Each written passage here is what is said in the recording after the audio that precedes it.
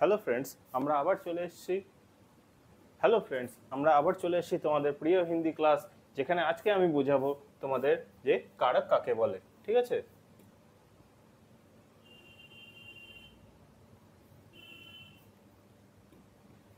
Hello friends, আজকে আমি আবার চলে এসেছি তোমাদের প্রিয় হিন্দি ক্লাস, যেখানে আজকে বুঝাবো আমি তোমাদের যে কারক কাকে বলে। ঠিক আছে? এটাকে বাংলায় কারক লেখা আছে আর হিন্দিতে লেখা হবে এইভাবে। ঠিক আছে? এইভাবে কারক।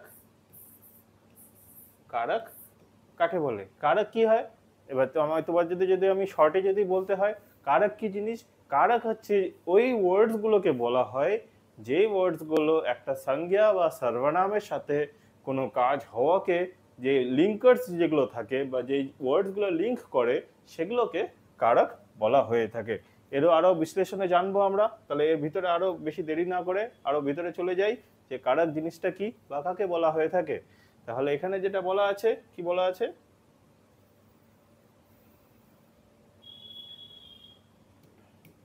এখানে যেমন বলা আছে যে कारक। ঠিক আছে? कारक कारक की संज्ञा या सर्वनाम के जिस रूप से वाक्य के अन्य शब्दों के साथ उनका संबंध सूचित हो उसे कारक कहते हैं। संज्ञा व सर्वनामेर जिस रूप से, रूप माने কি, রূপ বলতে এখানে ভার্সন বোঝাচ্ছে। ঠিক আছে? ভার্সন। ঠিক আছে? তাহলে কি বলছে, संज्ञा व सर्वनामेर जिस रूप से वाक्य के अन्य शब्दों के साथ, মানে একটা संज्ञा বা সর্বনাম যে যেই রূপ দিয়ে বাক্যের অন্য শব্দগুলোর সাথে সম্বন্ধ সূচিত, সম্বন্ধ মানে তাদের লিঙ্কটা সূচিত হয় বা তাদের লিঙ্কটা বোঝায় যে হ্যাঁ এটা ও এটাই বলতে চাইছে বা এটাই হচ্ছে। ঠিক আছে? তাদেরকে কারক বলা হয়ে থাকে। তাদেরকে কি বলা হয়ে থাকে? কারক বলা হয়ে থাকে। যেমন কি বা অথবা এর যদি আরো ভালোভাবে যদি আমরা জানতে চাই তাহলে কারক কাকে বলে, তাহলে संज्ञा या सर्वनाम के जिस रूप से, संज्ञा বা সর্বনামের যে রূপ থেকে, ঠিক আছে, संज्ञा বা সর্বনামের যে রূপ থেকে ক্রিয়া সে সম্বন্ধ সূচিত হো, যে রূপ থেকে ক্রিয়া দ্বারা কোনো সম্বন্ধ সূচিত হয় বা ক্রিয়ার দ্বারা কোনো কাজটা বোঝায় সেটাকে কারক বলা হয়ে থাকে। তাহলে সেটাকে কি বলা হয়ে থাকে? সেটাকে কারক বলা হয়ে থাকে। ঠিক আছে? এবার আশা করছি তোমরা কারকটা বুঝে গেছো, বিশ্লেষণটা বুঝে গেছো বা ডেফিনেশনটা বুঝে গেছো কারকের। এবার আমরা এক্সাম্পল দ্বারা বুঝতে চাইবো বা বুঝবো যে কারক কাকে বলে। ঠিক আছে? তাহলে চলো দেরি না করে তাহলে এক্সাম্পলের দিকে আমরা চলে যাই।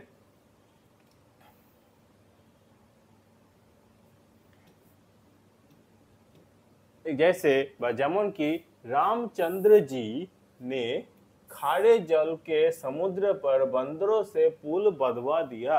তাহলে রামচন্দ্র জি কি করেছে? রামচন্দ্র জি নে খারে জলকে সমুদ্রে, খারে বলতে লবণাক্ত, ঠিক আছে, লবণাক্ত জলের সমুদ্রের উপর দিয়ে বা সমুদ্র দিয়ে বাঁদরের দ্বারা পুল বাঁধিয়ে ফেলেছিল।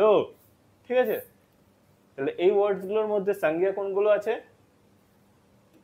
संज्ञा, ঠিক আছে, সমুদ্র संज्ञा, ঠিক আছে, বন্দর संज्ञा, পুল संज्ञा, এগুলো কি संज्ञा। ঠিক আছে? संज्ञा অবশ্যই তোমাদের মনে আছে আশা করছি। তাহলে এগুলো কি হচ্ছে? संज्ञा। কারণ কি? এগুলো হচ্ছে নাম।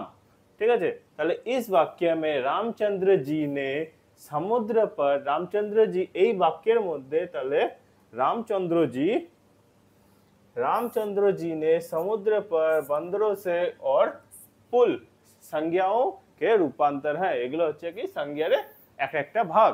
ঠিক আছে? এরপরে কি বলছে? जिनके द्वारा इन संज्ञाओं का संबंध बंधवा दिया क्रिया के साथ सूचित होता है। যেগুলোর কারণে এই যে বাঁধবা দিয়েছে বা বাঁধিয়ে দিয়েছে এই ওয়ার্ডসটার সাথে বা এই ক্রিয়ার সাথে এদের মিলটা বসছে বা মিল হচ্ছে। ঠিক আছে? এখানে রামচন্দ্র জি নের জায়গায় যদি মনে করো যে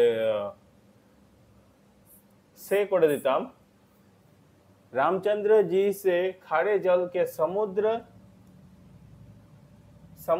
पर, সমুদ্র যদি উপর লিখে দিতাম তাহলে কি সেন্টেন্সটা মিলতো? সেন্টেন্স মিলতো না। ঠিক আছে? তাহলে এই যে ওয়ার্ডসগুলো দ্বারা যেগুলো একসাথে বসিয়ে একটা সেন্টেন্স বোঝাচ্ছে এবং সেই সেন্টেন্সের মধ্যে যে কাজটা হচ্ছে, যে ক্রিয়া যেটা আছে তার সাথে যে ওদের লিঙ্কটা বোঝাচ্ছে, সেগুলোকে কারক বলা হয়ে থাকে।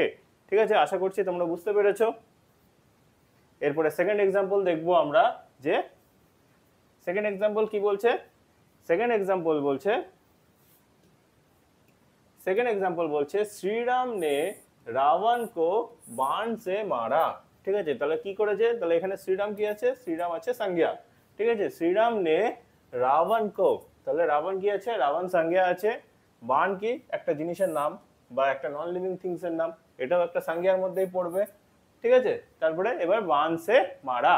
তাহলে इस वाक्य में प्रत्येक शब्द एक दूसरे से बंधा है।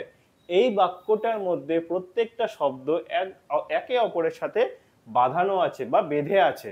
ইন্টারলিঙ্কড, বাঁধা বলতে এক दूसरे से बंधा है মানে কি হচ্ছে ইন্টারলিঙ্কড, ইংলিশে যেটা বলি আমরা ইন্টারলিঙ্কড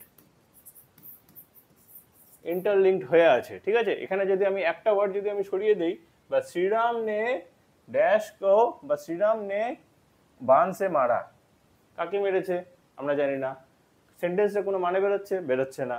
কিন্তু কি যদি আমরা বলি শ্রীরাম নে রাवण को बाण से मारा, তাহলে কি সেন্টেন্সটার মানে বেরিয়ে আসছে।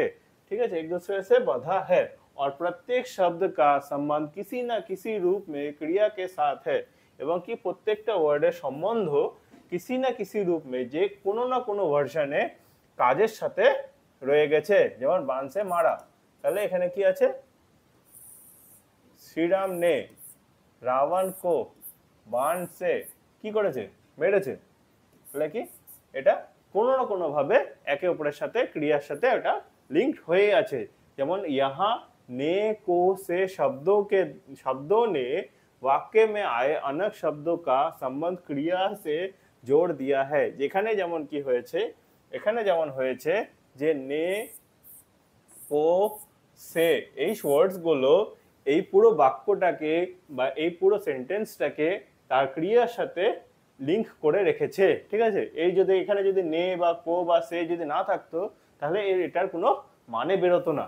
যেহেতু এইগুলো আছে, এগুলোর দ্বারা আমি কি কাজের সাথে, সংজ্ঞার কাজের সাথে আমি লিংক করতে পারছি যে হ্যাঁ ঠিক আছে, এই লোকটা এই জিনিসের দ্বারা বা এর দ্বারা ওকে মেরেছে, তাহলে কি ওর দ্বারা, তাহলে কি ওখানে ওই জিনিসটা হচ্ছে বা এই যে লিংকটা হচ্ছে সেটাকে বলা হয় कारक। ঠিক আছে, তাহলে এখানে তারপরে কি বলছে, संबंध क्रिया से जोड़ दिया। यदि ये शब्द ना हो तो शब्दों का क्रिया के साथ तथा आपस में कोई संबंध नहीं होगा। যদি এগুলো ওয়ার্ড না থাকতো তাহলে এগুলো ওয়ার্ড সেন্টেন্সের বা এগুলো ওয়ার্ডসের কোনো মিনিং থাকতো না, नहीं होगा। संज्ञा या सर्वनाम का क्रिया के साथ संबंध स्थापित करने वाला रूप कारक है। संज्ञा व सर्वनामेर क्रिया के संज्ञा व सर्वनामेर क्रिया के साथ लिंक करने वाला रूप ही क्या कहलाता है, कारक कहलाता है। ঠিক আছে, এরপরে দেখবো আমরা। এতখানি আশা করি কারো কোনো ডাউটস নেই। কারো যদি কোনো ডাউটস থেকে থাকে অবশ্যই আমাকে কমেন্ট বক্সে জানাবে, আমি তাদের রিপ্লাই দেওয়ার খুব চেষ্টা করব বা রিপ্লাই দিয়ে দেবো। ঠিক আছে, আর যদি কারো যদি মনে হয় যে আমাদের অনলাইনে ব্যাচ জয়েন করবে, তাহলে অবশ্যই এই নাম্বারে কন্ট্যাক্ট করতে পারো আমাদের সাথে। এবং যারা এখন তো অনেক এক্সাম ছাড়ছে, যারা এখন এক্সামের জন্য যখন প্রিপারেশন নিচ্ছ, তারা অবশ্যই এই বইগুলোতে কিনতে পারো, যেখানে আমার দেওয়া অনেক কোশ্চেন আছে এবং বাকি সাবজেক্টসগুলো অনেক কোশ্চেন আছে, যেগুলো তোমরা পড়ে আশা করছি যে কোনো এক্সাম, গভর্নমেন্ট এক্সাম ক্র্যাক করে নিতে পারবে। ঠিক আছে, এরপরে দেখব যে কারক কত প্রকারের বা কারকসের টাইপস।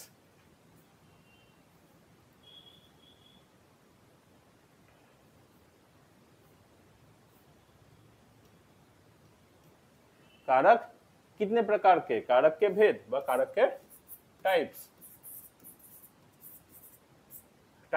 কি আছে, 8 প্রকারের कारक। কয় প্রকার, 8 প্রকারের।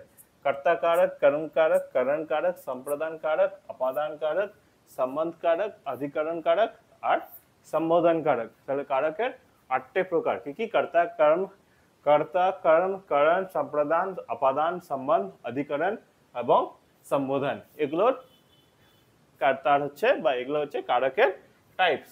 ঠিক আছে, তো আজকের ক্লাসটা বেশি আমি বাড়াবো না, এতখানি থাকছে। এবং এর মধ্যে যদি কারো কোনো ডাউটস থেকে থাকে, ঠিক আছে, এর মধ্যে যদি কারো কোনো ডাউটস থেকে থাকে বা কোনো জিনিস বুঝতে পারো না, অবশ্যই আমাকে কমেন্ট বক্সে জানাবে। আমি সবগুলোর ডাউটসগুলো ক্লিয়ার করে দেওয়ার চেষ্টা করব। এবং যাদের কারো যদি মনে হয় যে আমাদের অনলাইন ক্লাসগুলো জয়েন করতে চাইছো, তাহলে এই হোয়াটসঅ্যাপ নাম্বারে কন্ট্যাক্ট করে নেবে। আমাদের লোক তো আমাদের সাথে কথা বলে নেবে, ঠিক আছে? তাহলে আজকের জন্য এতটুকুই। তাহলে ধন্যবাদ। আশা করছি ভালো করে দিন কাটবে তোমাদের।